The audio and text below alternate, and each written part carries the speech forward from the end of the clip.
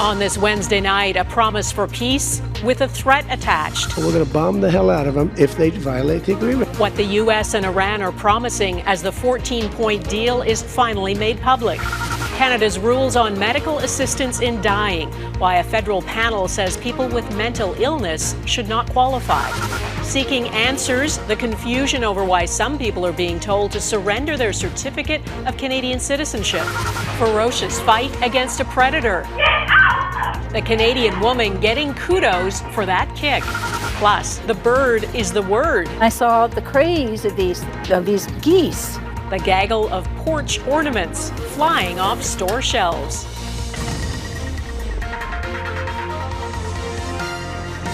Global National with Donna Friesen. Good evening and thanks for joining us. The White House says the American president has digitally signed the tentative agreement between the U.S. and Iran. He did so while at dinner with the French president at the Palace of Versailles. And it's being reported the Iranian president has also signed it. At the same time, President Trump today threatened that if Iran doesn't abide by it, he'll start bombing again. The agreement is not a peace plan. It's effectively a 60-day ceasefire period during which thorny issues such as the future of Iran's nuclear program will be negotiated. There's a promise Iran will get hundreds of billions of dollars to reconstruct what the war destroyed, and that oil tankers will again move freely through the Strait of Hormuz. Jackson Proskow has our top story tonight. I'm the boss. On the final day of the G7, a confident American president touted a deal with Iran, but acknowledged it may not hold. No, we're going to bomb the hell out of them if they violate the agreement. The 14-point Memorandum of Understanding begins 60 days of negotiations for a lasting peace.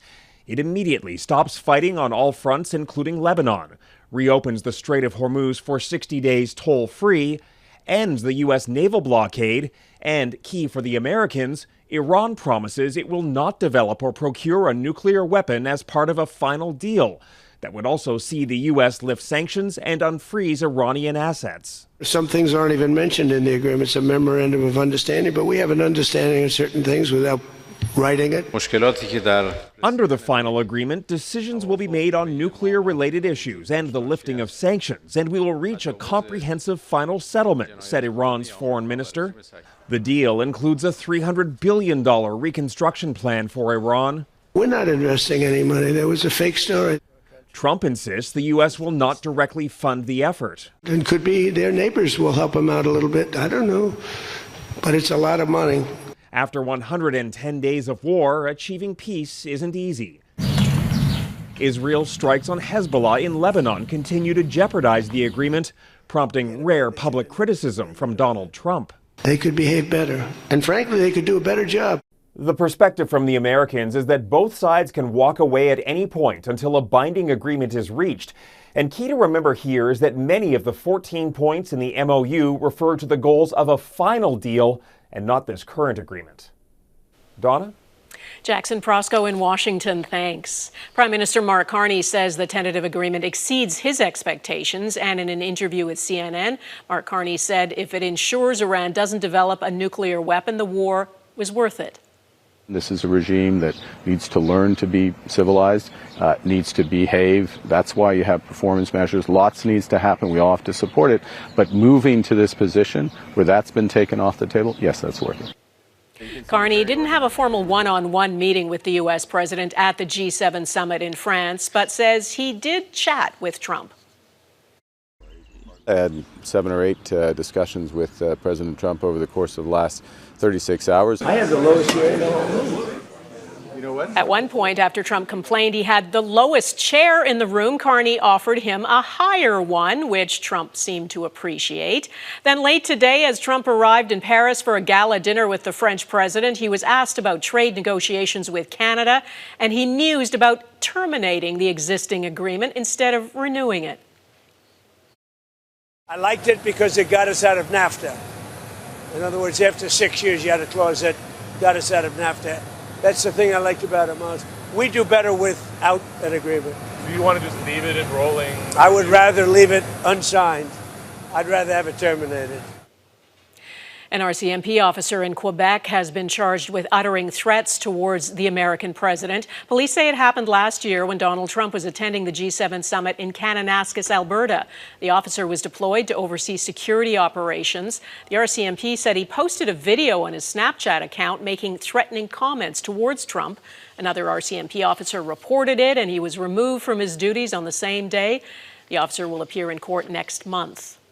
2 more boys have been arrested and charged after a Toronto police officer was hit by a stolen vehicle on Monday.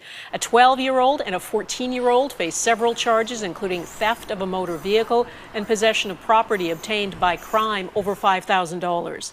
Both are scheduled to appear in court July 15th. Another 12-year-old boy is also facing multiple charges, including attempted murder. The officer was treated in hospital and released. Ontario's Special Investigations Unit is now investigating.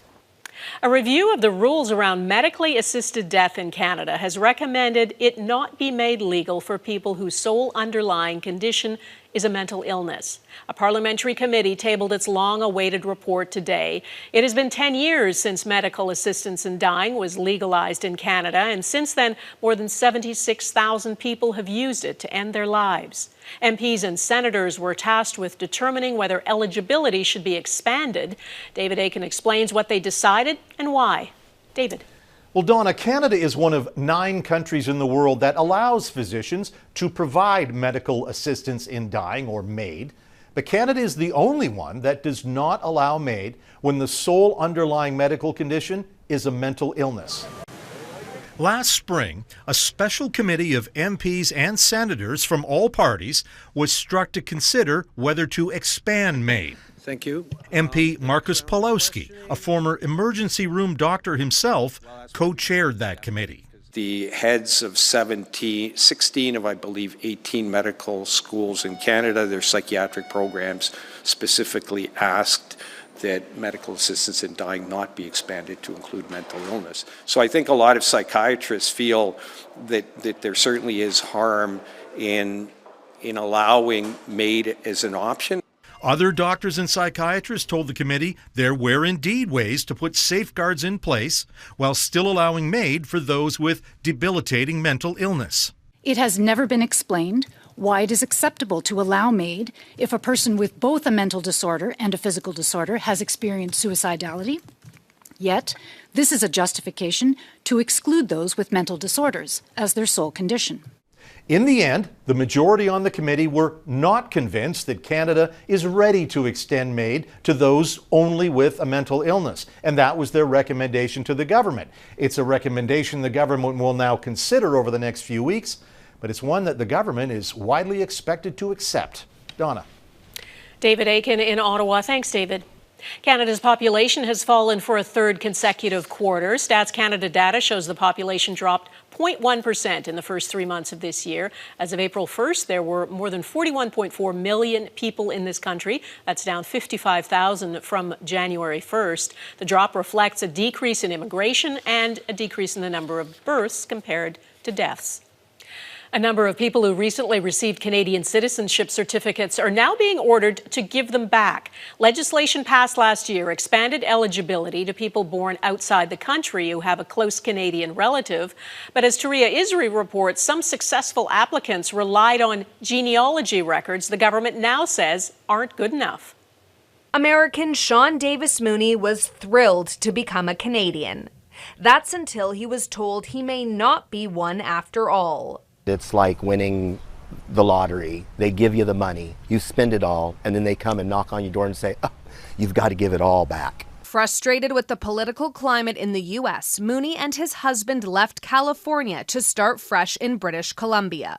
The U.S. veteran has a Canadian grandparent and says he was told last February that under new legislation he was eligible to become a Canadian citizen.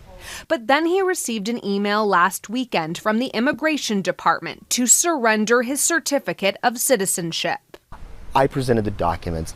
I did what was asked. I trusted in the laws of Canada. The law changed last year, allowing Canadians born outside the country to pass on their citizenship to future generations born abroad. That came after years of court battles. We've been very clear from the beginning Each applicant must link their ancestry generation per generation through verified, authenticated documents. The federal government won't say how many people are affected, only that it's aware of a limited number and that their files are under review. When they all of a sudden started receiving tens of thousands of applications, that really caught them by surprise. And you know, when you're in those kinds of conditions, it can be easy to make mistakes. Mooney is hoping for clarity.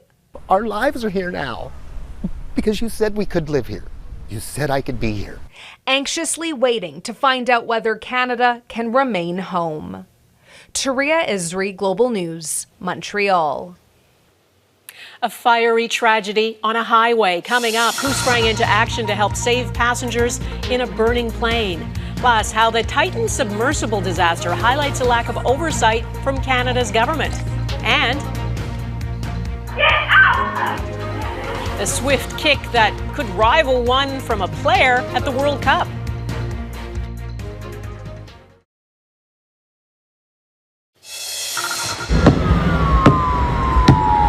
This happened on a Texas highway last night. A business jet with 6 people on board crash landed and caught fire.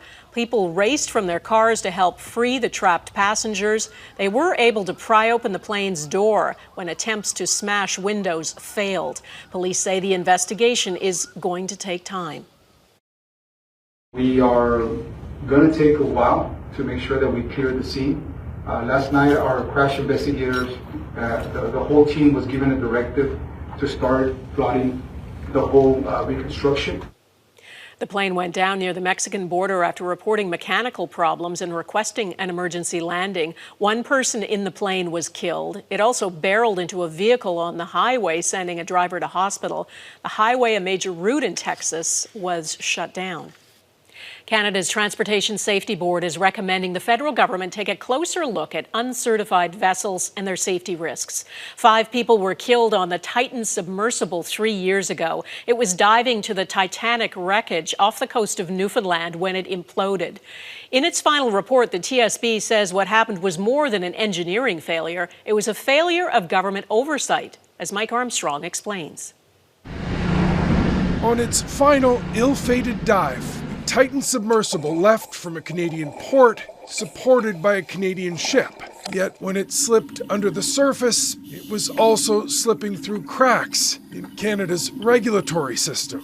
From Transport Canada's perspective, they were aware of the Titan's existence, but this never led to actual oversight of their operation. The once-in-a-lifetime opportunity to... The Titan was promoted as a safe trip to the bottom of the ocean. Chance to visit the wreckage site of the Titanic, albeit with a hefty price tag, $250,000. The dive on Father's Day 2023 would cost the lives of 4 paid passengers and the founder of the company, OceanGate. Well, it's a multi-year project. Stockton Rush would say he could break rules in the industry and still be safe. It seems like a lot of the way you made this is by taking off-the-shelf parts and sort of MacGyvering them together. Yeah, pretty much. Well, following a 4-day search, the Titan's wreckage was found on the ocean floor. It was about 500 meters from the bow of the Titanic. In its final report, the Transportation Safety Board finds parts of the Canadian government had pieces of the puzzle, but no one connected them. 9 different departments and agencies dealt with Titan and OceanGate, but none understood the risks involved. The Titan itself had no official registration or certification. It was not registered in Canada, but it was not registered anywhere in the world. So essentially, from a regulatory standpoint, it flew under the radar. Now, Titan exposed gaps in Canada's regulatory system beyond submersibles. The TSB is making a series of recommendations that would strengthen oversight of thousands of smaller, mostly fishing boats that right now don't need to be certified, even if the danger is different. Mike Armstrong, Global News, Montreal. In Vietnam, hundreds of cats that were stolen to be sold for meat have been rescued. Authorities found 45 cages containing 400 live cats and 4 ice-filled containers with dozens of dead cats. 9 people were arrested. The operation is being seen as a crackdown on an alleged cat meat crime ring in the country. Consumption of dog and cat meat is legal in Vietnam, but is strictly regulated, and vendors need valid permits. More than 40 of the rescued cats have since been reunited with their owners. These Nigerian dwarf goats were panicked and running for their lives after a cougar got into their enclosure on a Vancouver Island farm. The cougar grabbed the neck of one goat named Donnie, and things were looking grim. Then the farm's owner, Gina, heard the goat screaming and moved in. She gave that cougar a big kick. She says she was running on adrenaline and knew there was a chance the cougar could turn on her, but it took off. As for Donnie the goat, he has some facial wounds, but is recovering. Seeing stars ahead, fans of the beautiful game witnessed some dazzling performances at the World Cup.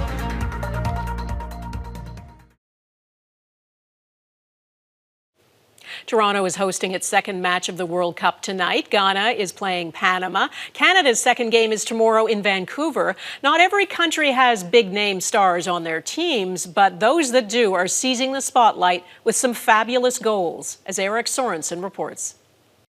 How was my experience? Messi is the experience. For many, number 10, Lionel Messi, is the experience. Messi is the best of all, he says. If anything can elevate what is already the world's most popular game, it is the performance of superstars. Today, fans of Portugal braved the rain in Houston to see one of the all-time greats, Cristiano Ronaldo. I mean, weather, nothing you can do, right? But it's once in a lifetime. At 41, Ronaldo played in his 6th World Cup, tying the record set one day earlier by Messi, whose 3 goals made Argentina's win more special. His artistry, his calm, seemed to slow the game down, an experience for fans like no other. Buenísimo. It's beautiful. I'm happy, says this fan. Got to bring my little girl here. Unbelievable. We cried. My God! It's no different for the French over in New Jersey, all wearing their own number 10s. A younger icon, Kylian Mbappe, with the speed of a sprinter, the skills of a surgeon. Like Messi, a sublime talent who can make scoring look easy. Kylian est de retour sur le... Kylian is back, he says. Kylian for president. Kylian président. As Team Canada prepares for its next match tomorrow, Canadian fans await their own prodigy. Alphonso Davies made history with Canada's first ever World Cup goal 4 years ago. His return from a hamstring injury is still up in the air. He can honestly dominate a game single-handedly down that one flank. So, look, if we can get him back, it'd be just a massive kind of boost for us. Davies is among the young and gifted talent born in this century, like Erling Haaland. Norwegians came to Boston to see their own generational talent. This has been on my bucket list for my whole life. One of the greatest young strikers in the game. Haaland also scored twice in his opening match, making the experience that much more glorious. For all the Vikings on a modern-day conquest. Eric Sorensen, Global News, Toronto. This is Sadie. Isn't she cute? The comeback craze of the porch goose. Next. They say one person's junk could be another person's treasure, and depending on your taste and your perspective, that could be true of the porch goose. They're perched on porches across the country. The outdoor decorations were wildly popular back in the 70s and 80s, and now for some reason, they're back. Heidi Petrachik met some people who are going all out to glam up their geese.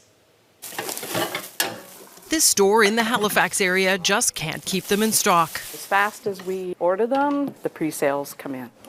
The metal geese named Giddy by the manufacturer are flying off the shelves everywhere. This business alone has sold 2,000 since May. They're loving that they can buy outfits, that they can change up their Giddy to suit their, their decor on their porch.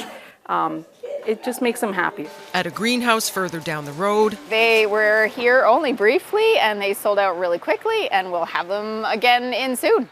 A selection of goose garb is all that's left. Thanks to a resurgence of a 1980s trend that began in the American Midwest, a gaggle of geese are popping up on Canadian porches. This is Sadie. Isn't she cute? Yes, they get names. Natalie McLeod's porch goose was a Mother's Day gift. And I got on Facebook one day, and I saw the craze of these geese. I said, oh my God, you can buy anything for these things. Fans of the dressed-up birds flock online to proudly post photos of Lucy in crocheted curlers, Gertie in a raincoat, Goosifer in uniform. She is wearing a new 2026 duck wearer swimsuit. Melissa Mitchell got Dolores Diamond last weekend. Sometimes I bring her to visit friends. She brings a smile to everybody's face. It's such a pure joy kind of thing. Adrian Ding's goose, Gustav, is on Instagram. Sometimes I'll walk out of the house and there'll be a crowd standing around him taking photos. It's really sweet and really nice to see. And that, aficionados say, is what this is all about. I think people just need a laugh. I think they do, and a goose will give you that lightness. Being a silly goose, perhaps not so silly after all. Heidi Petracek, Global News, Halifax. And that is Global National for this Wednesday. I'm Donna Friesen. Your Canada is going global this week. We have pictures of Canadian pride sent in from all over the world. Tonight we are showcasing Riyadh, Saudi Arabia, the Galapagos Islands in Ecuador, and Antarctica. Please keep them coming. Send your pictures of Canadian pride from wherever you are to globalnational@globalnews.ca. And thanks for watching. Jeff Semple will be at the anchor desk tomorrow. Bye-bye.